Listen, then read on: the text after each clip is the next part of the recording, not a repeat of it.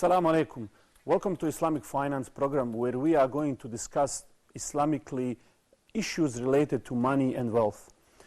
Now, before I start this topic, we are going to introduce you to some of the students from Cairo who are with me in this program, and we are going to make this a little bit more interactive so that you can all get involved. Now, these students, they study typical Islamic topics at university, from science, language, and normal Islamic subjects. Some of them have some exposure to Islamic finance, others never heard much about Islamic finance. So we are going to take you from the basic concept to more advanced topic, and you will be able to recognize how those principles that Islam puts regarding money, how they work today. Where do we see them? Whether we are talking about global financial crisis, complex products like derivatives, or simple contracts of exchange. We are going to cover this, and you will see that as we are entering new era where youth especially are getting more in life and they are getting more entrepreneurial, you will realize that this topic is a critical part. And that's why if you study Islam as a whole, you will realize that fiqh of muamalat deals mainly with the business transactions. So before I start, actually, I was thinking to share a story just to highlight where Islamic finance fits. It is a story about a father and a son who one day went for a picnic, and before they were ready with the tent and everything, you know, like normal, it started to rain heavily. Everything was completely wet. In that same moment, some of the friends that they were expecting arrived. And it is a custom in our tradition, we welcome our guests, we give them some tea and things like that. However, because everything was completely wet, they couldn't make a tea. There was nothing that was dry.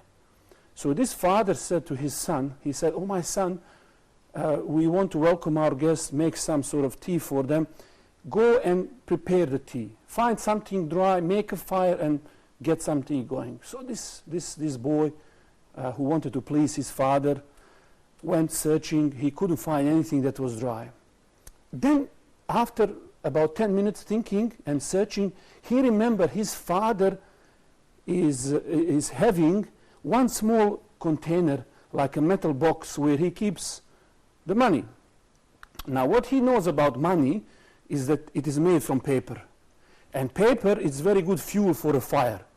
So because there was nothing else, it was everything was completely wet. He took all of this money, put it in a big pile, set it alight, and alhamdulillah, in 5 minutes he prepared the tea. Nice tea and everything. So he came smiling to his father and said, "Oh, my father, you know, I did it, you know, I made it." So his father said, "MashaAllah, look my smart, clever boy." Okay, there is nothing dry, and still he was able to prepare some tea for us. So very extremely clever. So now the question comes for us: what will this father think when he realizes what happened in the kitchen? What do you think? He'll get mad, angry. Give him a beating. Now at the core of it, okay, so he's gonna get mad and all of that. At the core of it, what is the problem here in this story? He didn't teach him financially. He didn't teach him finance. What was the lesson he should get? What was the lesson he was supposed to get? He must know money. He must clearly know what is money is.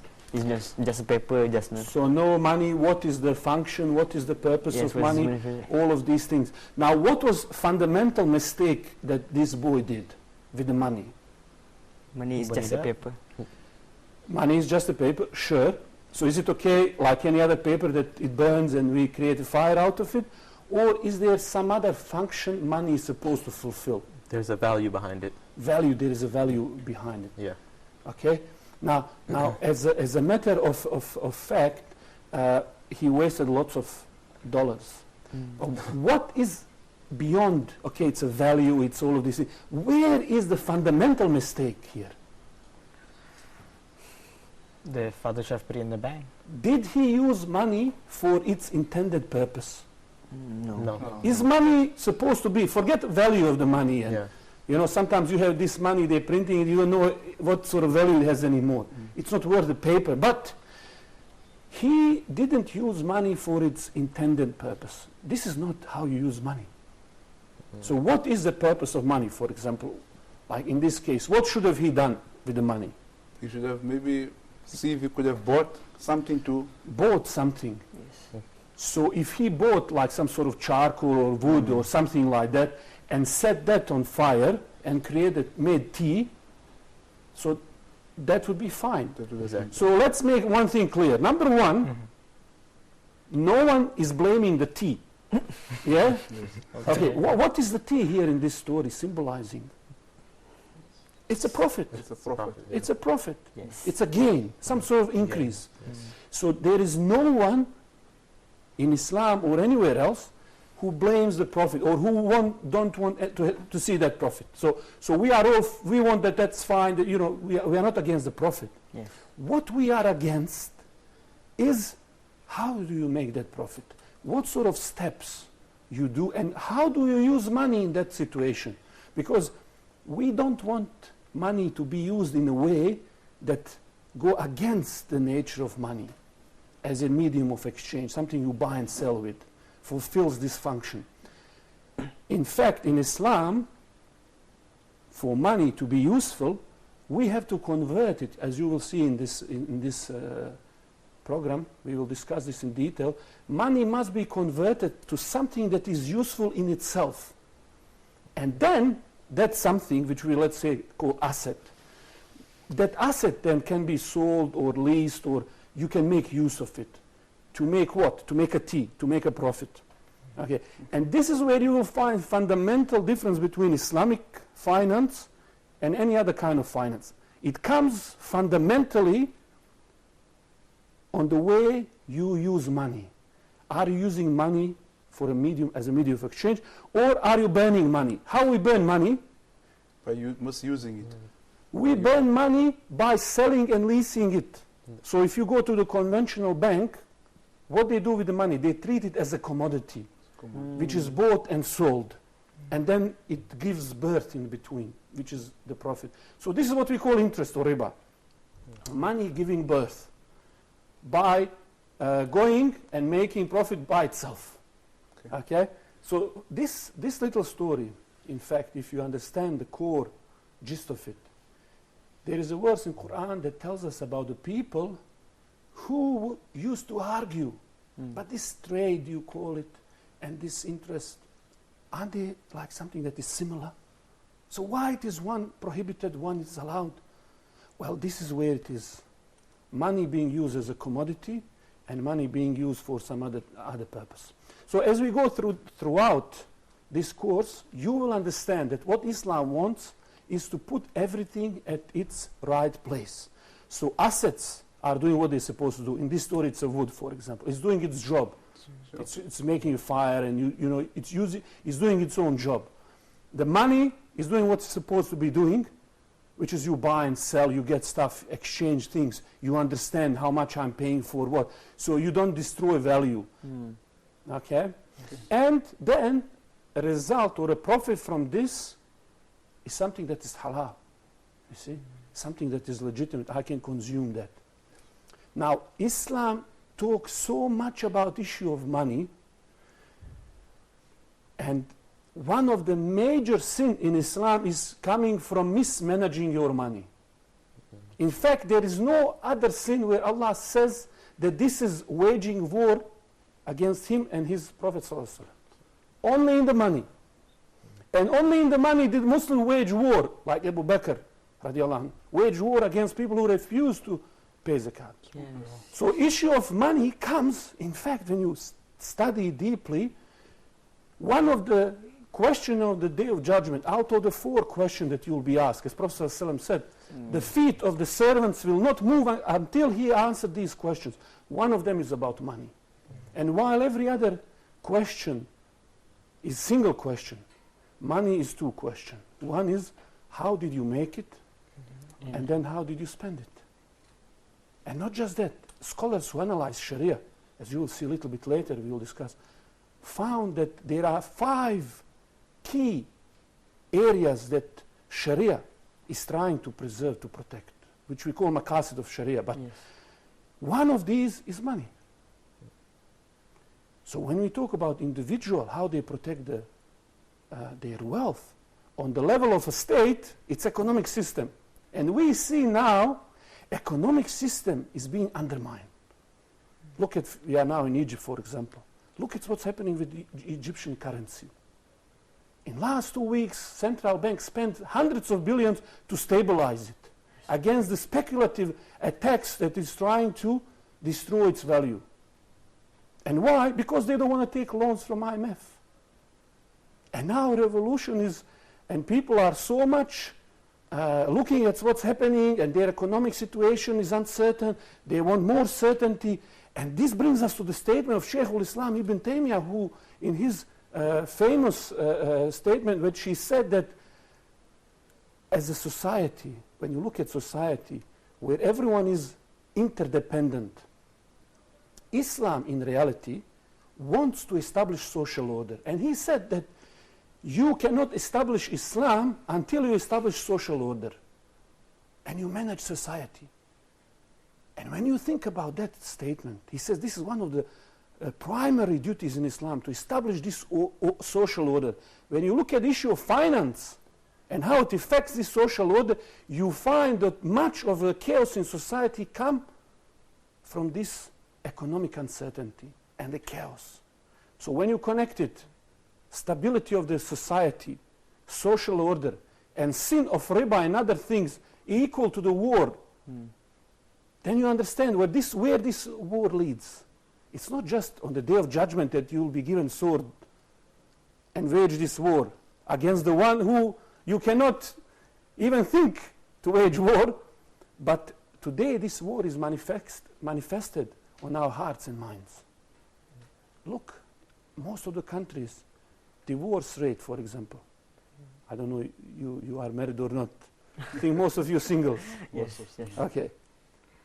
For those viewers who are married, we say, ask yourself, what is the major concern in the marriage these days? Finance. What men, husband and wife argue all day? Finance. She wants him to work, he's lazy, he doesn't want to do anything, he just want to watch TV and internet and talk something. Is this what Islam wants from us? So this is what we are going, inshallah, to discuss in this program. So let's start first, couple of points. We're going to introduce Islamic finance, some key points, and then we will look at couple of key contracts in Islam that we have. Now, we all know that Islam, and we always, for people who are dawah, you meet some people, and first thing what you say to them is, Islam is? Peace. Okay, peace, this, everybody, different. It's a way of life. So way of life, Now, life. when I have students, usually I like a little bit to dig deeper, because we get into mechanical answers very easily. And not just in answers, in everything pretty much we do. After a while, this statement means zero to us. So when we say Islam is a way of life, what does it mean? It means that in your dealings, in your way of your interactions, the way you act, the way you deal, the way you do things, it's not just a religion on itself, it's a way that your day-to-day dealings with people and your interactions and everything that you do. So it is the way we deal with things in that life. Okay? So it's not just something we say, but it's the way and attitude we adopt in that life. Now, do you think that life affects us? Something around us. We are Muslim, we have certain understanding of things. Yeah. Do you think that what is outside affects you and me? Yes. Environment always affects a person. Sure. Yeah. All right. Let me show you one example to what extent this affects all of us. Okay? I'm going to say something, and you give me whatever comes first in your mind. Okay. All right? Okay, you ready? Yes. Yeah. Okay. All right. You complete this statement. I don't think it will spoil the whole idea if you start thinking. Okay? Time is Money. money. Okay? Why did we all say this thing? Because it's just too precious to us. Because I think so the brain has been Indoctrinated. Is your brain, Indoctrinated to is such your a brain already programmed? I don't know. Let's take a short break and then we'll come back to see why did you all answer that question and if in fact this is Islamic understanding of time and the money.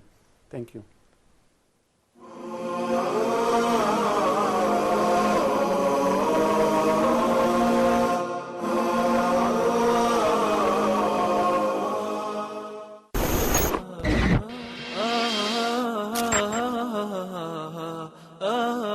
There is a very interesting hadith that talks about the verses of Aisha radiallahu anha. She says, I know myself I'm a sinner, but I'm afraid or I fear for my daughters. Please talk to them. Sister Khadija from Nigeria. Assalamu alaikum.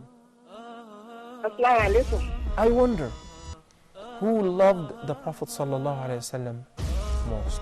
You have to repeat them all because we discussed the difference of opinions. As the Prophet sallallahu alaihi wasallam said, وَأَزْوَاجُهُ أُمَّهَاتُهُمْ. Their mothers, the mothers of the believers. Two main components, religious commitment and al-amana, in brief, represents the whole moral system, akhlaq, manners.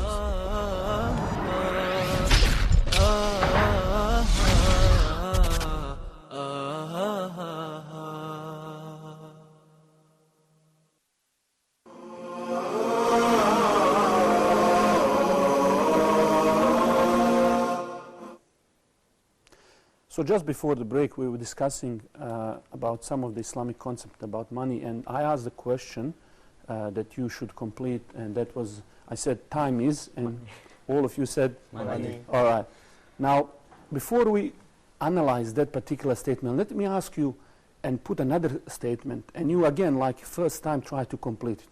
If I say money is the root of all Evil.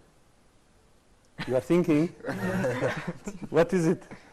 Evil. Evil? So again, ijma on evil. Yes. Yes. Okay. So where do you get this idea from? How come you come to this, that time is money and money is the root of all evil? Where did you get this from? I guess it's Life. the environment. Environment life. So there is somewhere in the environment where this statement lives. Where it lives. Where is that? I mean, these statements have been repeated so often that it's So just often. yeah. Everybody It's just natural. Yeah. Everybody knows that. How did they get to know this? How did they form the consensus? Basically, it was in you could say from those that were over experience. Experience? over What sort of experience. experience would you need to say that money is the root of all evil? For example, you would find that families later on realized how much of fighting went into the families and how. I think this was very precise statement. People always say evil. It's not. They don't say, "Oh, it's something bad," but they have always that specific sentence. Do you know actually that this comes from a Bible? This statement. No, it's No. no idea. Okay. In fact, even in the Bible doesn't say that. It says that love of the money is the root of all evil, which is different concept altogether. But let's deal with the first statement. Time is money. What does that mean actually? When time is money, Precious. appreciates with the money, Personally, with the time. for example, if you got to watch the time, you got to watch your time. Mhm. Because every minute you're wasting, basically a person will say every minute is $1. That is true. You know, That if you waste your time, you are wasting something which is very, very valuable. How does that relate to money then? Managing time is like managing money. How to buy something is managing. So In fact, when you think about this principle, that time is money, this is the core principle of interest. Okay? How they charge you interest? They give you some money plus some time. Yes. In return for what? More money. More money. What is the compensation? What is this interest? For what? For the extra time. Okay? And because this is so widespread, we don't even think about it when we say such a statement. Yes, time is important. yes. But how did we link money? We linked it because this is something around us, affects us. In fact, when you analyze some of these historical contexts, and some of you like history, you find that those people who came to the Muslim lands brought with them a specific way which was strange of dealing with money and interest. And what we have seen is that Muslims, for this was very strange. This interest, riba, all of these things. So you could see slowly as they took upper hand in society, and this new modern system took over, committed Muslims withdrew from the society and business. And their influence on the society diminished. And this other way of dealing with things increased until they completely took over. Okay? So what we are now seeing is that when you are trying to reverse this whole process, it takes some time, because this system already affected us so much that we think like this interest-based system. So as we said before, in Islam, for money to be useful, it must be converted then to something that is useful in itself. And this understanding is completely wrong understanding of time and of money. In fact, if you put these statements two together, that time is money and money is the root of all evil, you will get what? That time is evil as well. So it is sort of logical deduction, isn't it? So then we ask ourselves, what is really Islamic answer to this puzzle? What is money in Islam? Money is what? If I say this question. Life. Okay, if I say that question, money is, and you write me on your,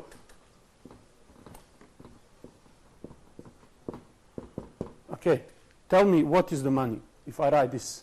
Money is what? Islamically. Islamically? Actually, something. Or from your own thinking about money then. Something tangible, like gold. Yeah? So something like gold, okay? Yeah.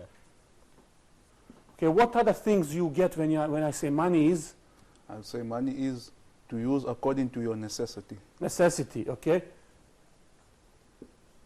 Okay, what else? Money is? Life. Life. You will get death if you have no money. Life, death. Like that. Okay, what else is money? Money is for me is an item used for transaction maybe. Item, For transactions. Yes. okay, for It's a transactions. Medium of exchange, you know. Okay, medium of exchange. Yeah. What other emotion you get when you mention money? Money is happiness. Happiness? Happy, okay. Okay, what else is money? Luxury. Luxury, Life. what else? I know, rich, big house, big car, whatever. Cars, luxury. Yeah. So usually Materials. whenever we run this exercise with the students, always you will have some extreme answers, like death, life, happiness. Some other people might say some other things, you know, misery, greed, you know. Usually when you talk about people who have money, what is the feeling that you have about these people? Greed. Greed. Okay? Okay? So you will realize that there are two extremes whenever somebody talks about money. One is that all negative characteristics, and another one is all positive and the best. Okay? And in Islam, in fact, when you think about money, that's why we call wealth fitna, which means like a trial. Yes. It takes you left or right. Depends what's inside of you. As I like Sheikh Muhammad Sharif, he says this is something that magnifies what's in your heart. You know, and that is reality of it. So it brings out the best or in worst in you. It is like an amplifier. It's like any other tool. You have a computer, you are a smart person, you run a business, it will help you to run it. And using the technology, using the right management tools and so on, this will help you. If you are a person who is not right, then this will amplify that negative side. Okay? Now, why should person learn about Islamic finance? Well, it's important for Muslims to know how to, you know, deal with money, manage money, you know, so that's one of the reasons, I would say. Sure. So for Muslims, it's really Yeah. very important as a part of their religion Yeah. and part of so many other rules and muamalat in general. In fact, Prophet Muhammad, peace be upon him, said time will come when one will not care how they make money, whether it's legal or illegal. And this is like a warning, like a threat for the people. Not only do they not know, but they don't care to know. They don't want to know. You know, there could be a person genuinely don't understand, but he's trying. But we have a situation where a person could learn. There are some avenues, but he's not trying. Yes. Now today, we have to ask ourselves, do we fall under the description of the people who don't care how we make money? Is it legal or illegal? And not just how we make, but how we spend it. Do we come under this threat? Do we follow what is permissible, halal, and to the best of our abilities? Okay? So some of the scholars, as I was listening one of the class recorded by Sheikh Jamal Zarabozo, he was discussing a question by a student, and they asked, is this knowledge fard? Like must for us today? And the Sheikh answered it that today, us, do we get involved in financial transactions? Like, do you get involved in finance? Yes, you do. What sort of transactions you get involved normally? Buying. For a student, when your money is being sent through the bank, you're going to fetch it. You want to save, leaving money in your bank. As a student, you would want to get married, saving your money. You know, as a student, you want to know if you can use buying items on the internet. You know, purchasing items and using your card. Can you have a credit card? Can you have a transaction card? So basically, we are fully involved in transactions. Anybody else? Any other transactions? So obviously, lots of buying, selling. Anything also, else? many other students might be taking loans for their studies Yes. and things of such nature. You know, where finance or something might be involved. You know. You have anything to add to this? No. So there is lots of these transactions. Now, do we know before we engage in these transactions if this is okay or not? That's a big question. Do we know? And if we don't know, who do we ask? Is there someone we can refer? Honestly speaking, most of the time we do it just because we need to get it done. So that means we go under the first. So we have that gut feeling, oh, I hope it's fine, but we are not sure. So we are playing kind of on the edge. On the edge. Okay? Yes. And this is something that is very dangerous. Okay? Now, how about more complex transactions? You are running a business. Or you want to start a business. You want to start somebody to give you maybe $1 million to start your own company. You know, you are studying now, maybe engineering or medicine or psychology or whatever it is that you are studying, and then you want to run your own business. You want to really help people. You have some idea that are great. Okay? You want to get somebody to invest money with you. Do you know how to draw a contract? What are the issues? No. How are you going to do these sorts of things? Because when we talk about this, you have to understand something very important. Currently, if you look at the Muslim statistics in the world, youth, your generation, between 15 and 29 years old, out of 1.4 billion total people in this category, youth, 15 to 29, okay? You know how many Muslims are in that category? Give a guess. Have a guess. 17. Huh? So we have category of the people between 15 years to 29 years. And I'm saying in the world, there is 1.4 billion of youth, young people, studying, working, hungry to work, dreaming, hoping, looking at around themselves for some ideas. You know, these are the guys who will invent whatever is the next iPhone, Facebook, whatever is the next stuff. Apple. These are the guys. It's going to come from these people. Out of this 1.4 billion, how many of them are Muslims? 1 billion. How much? About Give me a number. 1 million. 300 1 million, 300 million. 300 million. How about if I tell you it's 500 millions? 500 millions of Muslim youth. By the way, there is 600 or 700 million below 15, but that's another topic and another show. Okay, think about this number of people. What they're going to do, how they're going to do it, where they live mainly. They live in a country and economy that is saturated with jobs. It is mainly consumer kind of society, where entrepreneurship, where manufacturing, where all of these businesses are not easily, they are not structured to accommodate for this 500 million of people. Okay? And they are usually done in a way that is old-fashioned and so on. So now societies are rethinking their strategy. How do I engage these youth, talents? You see, there is, let's say in these 500 million, there is maybe thousands of people here, thousands of people who, given right circumstances and all of these things, will create something that will employ 80% of these people.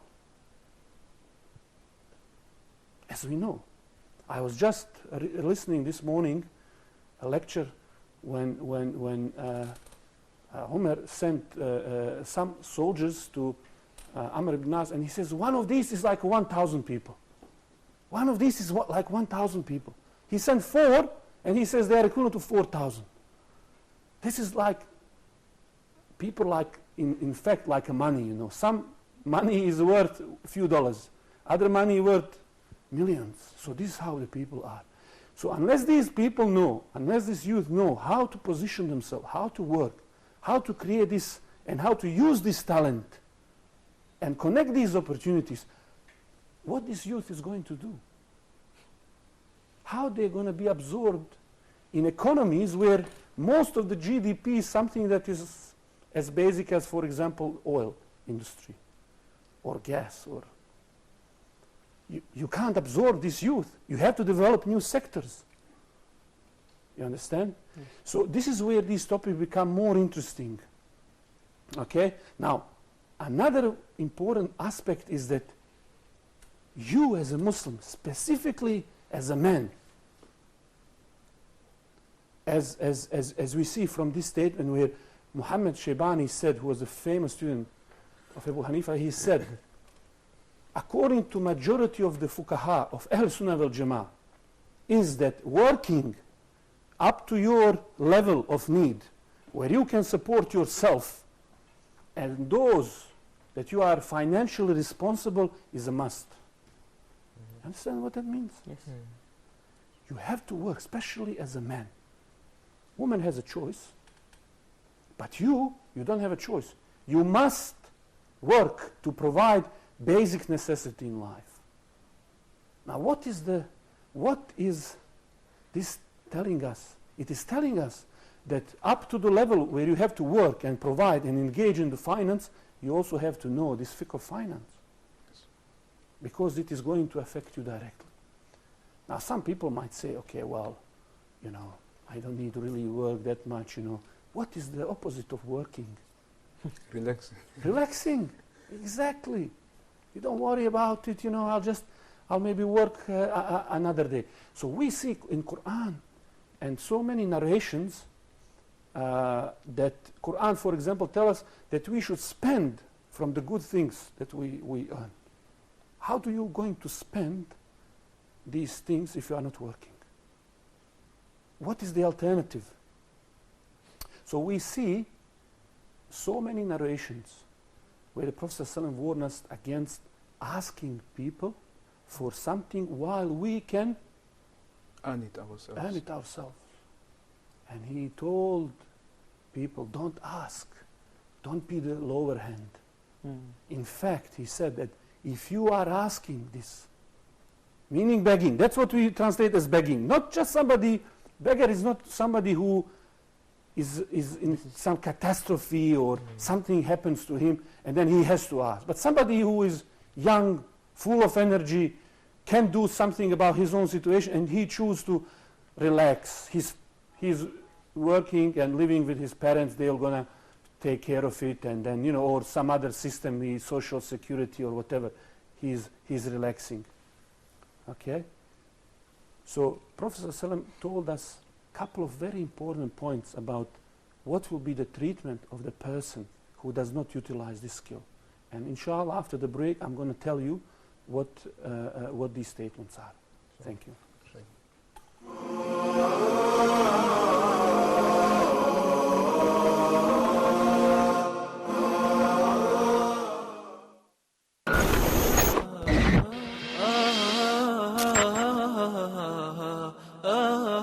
This is our duty. This is something that we need to do.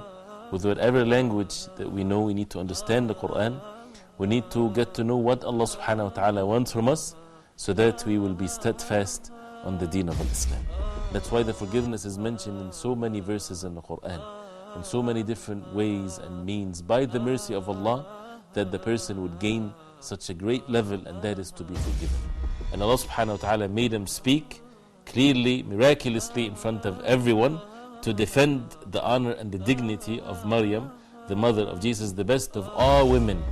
And the truth is, Allah subhanahu wa ta'ala is the only one worthy of worship, and He's the creator of the heavens and earth.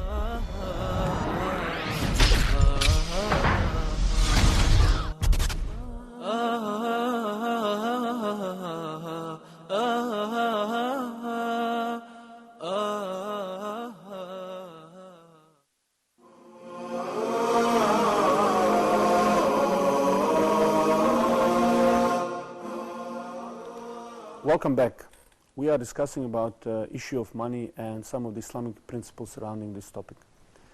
So just before our break, we were discussing about a couple of these points, and we are actually talking about situation where, as we know, Muslim is supposed to earn and work and be active, and he should not put himself in a situation where he depends on other people. And we said the Prophet ﷺ gave very hard warning to these people. He told us that if you are from these people who beg, what's going to happen to you in the day of judgment? You're going to get some spots on your face. And in fact, you'll come on the day of judgment eventually without your face, without your skin on the face. Now this is very interesting. Like when you think about it, what do you think that symbolizes? The face, not having a face on the day of judgment. Not humility, you know. Humiliation. Disgrace. Pride. Disgrace. Pride. Yeah, because usually face is connected with honor, dignity. So by asking from other people, you are losing part of your honor and your dignity. Yes. Is this what Islam wants from us? No. Absolutely no. Absolutely not. So Islam wants from us to be upper hand, not the lower hand. So this is what we are going to discuss in some of the aspects regarding the mentality Muslims should have with respect to being active in life. Okay, so we said we all have to provide, we have to work, and this is what Muslims are supposed to do. So Sharia puts certain rules on these transactions. Now we as a Muslims, we believe in this, we understand it, and we seek to understand more and more. However, when I talk with the Muslims, you know, especially those who are involved in dawah, they usually come a time when they say, you see, as a Muslim, I can explain pretty much everything in this deen to non-Muslims. And there is a logic.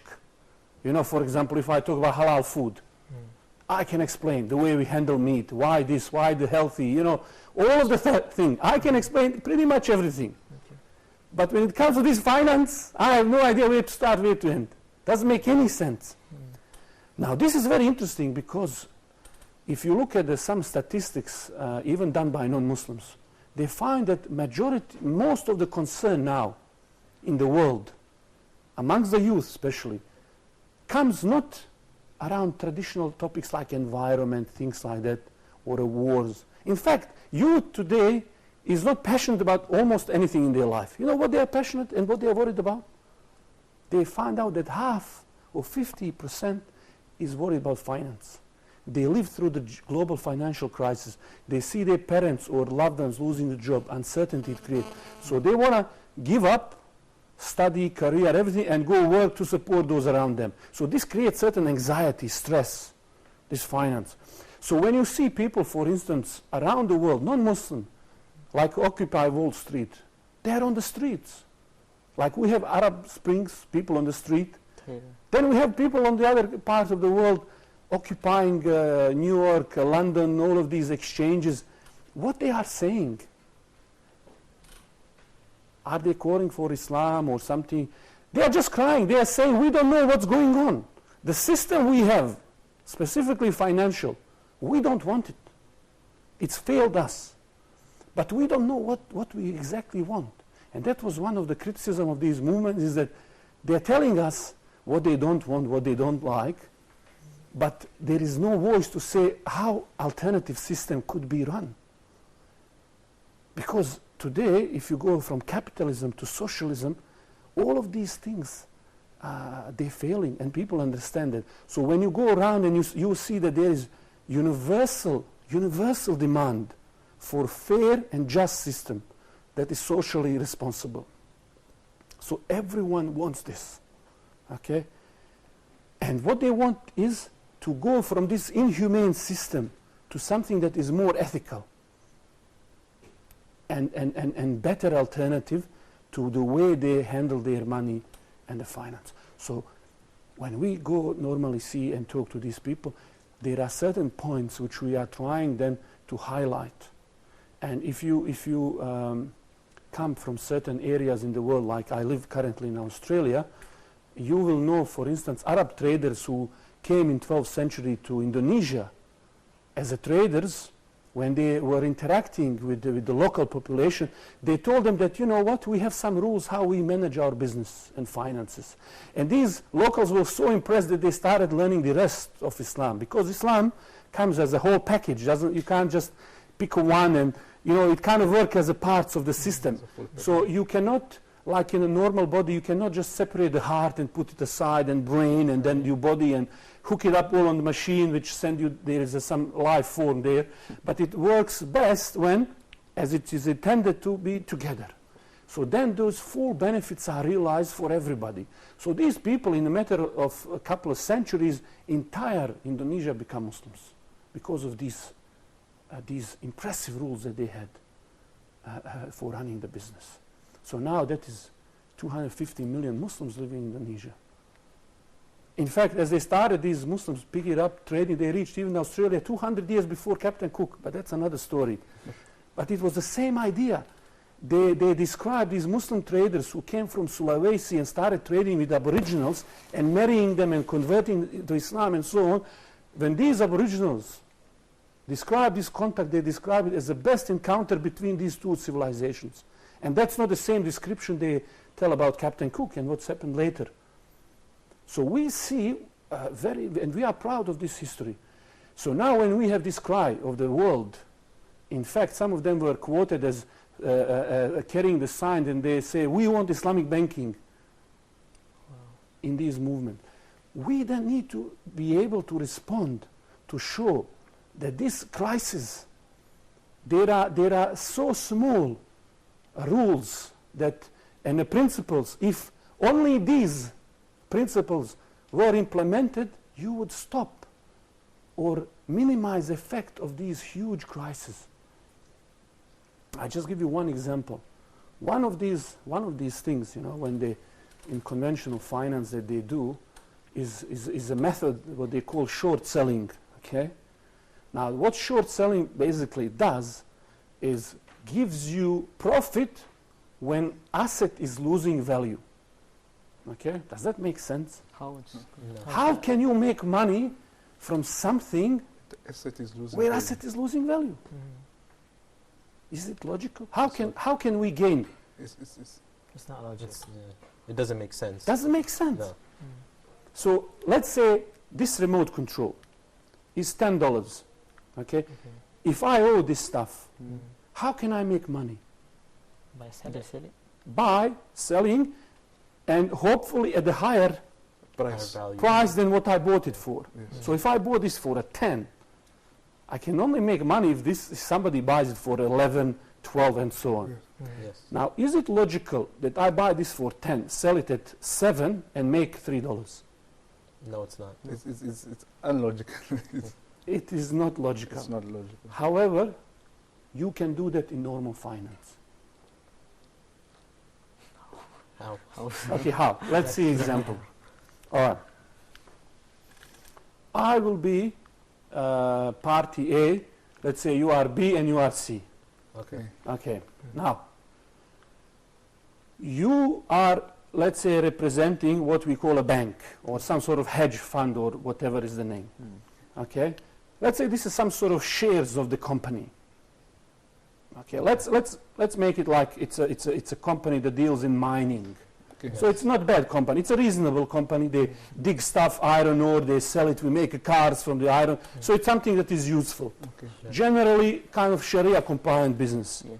Now, we can't say until we see financial whether these shares are fully Sharia compliant, but let's say that financials are fine and there's no issues that we are concerned with. So this seemingly legitimate company where I have some ownership, this person wants to profit from price going down. Okay. So what they normally do is that they would lease these shares. So you would say, okay, this is $10. Let's put it $100. Okay. So this is $100, and I will lease this. You wanna lease it maybe for about 7 days. Okay. You take this, I give you, and you're gonna pay me, let's say, $2. Okay. So it's I give you the asset which is worth $100, and we have a lease arrangement. You pay me $2 for 7 days. Okay? Okay. Now, what's your thinking about this? You can do something or influence or hope that price will fall down. Okay? This is your thinking. You are, let's say, betting on this. Because that's what they do. They bet on the price movement. They don't care what you are really doing. They just bet on the price movement up and down. So you have that asset now, which you borrow for $100. You're only paying $2 for it. Okay? You are hoping prices will go down. Now, what you do with that asset, how much it is currently on the market? It's $100 on the market. $100. You sell that asset to him. Okay? So you sell it to him. Okay? All right? Yes. Now, how much money you have with you Yes, 100. from this? So you get $100. Okay? You paid $2. Okay? And what you owe me? $100. What do you owe me? What I gave you? The product for You $100. gave him the product for $100. Okay, so I gave you product which was $100. Yes. Now, what do you owe me? Product or $100? $100. Because you leased it. You owe him the product. He owes you the product. Do I owe you $100 or a product? $2. The products. What did I give you? The product.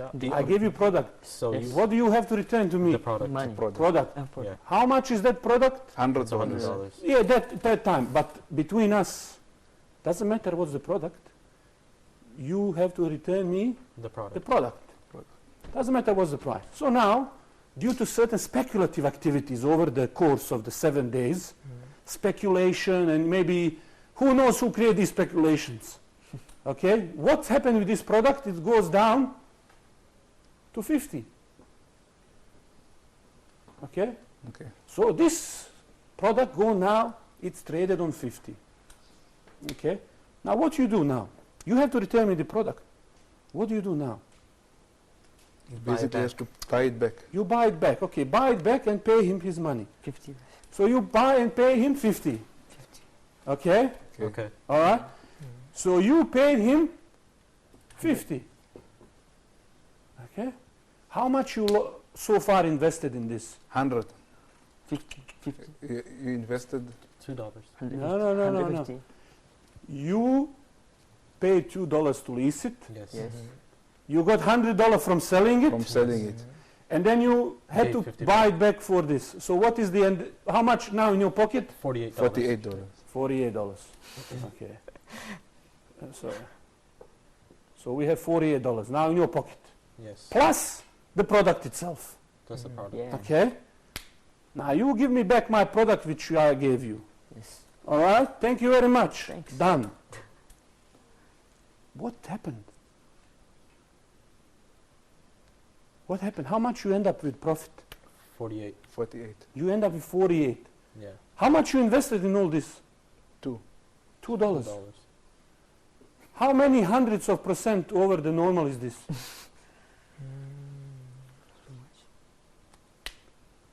You a lot. profited $48 So it's like a from product failing in price. Think about that. And think about it.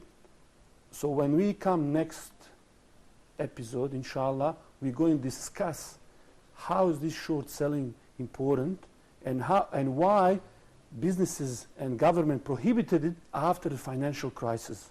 But it's still now available. Thank you very much. Join us for the next time. Assalamu alaikum. Thank you. Assalamu alaikum.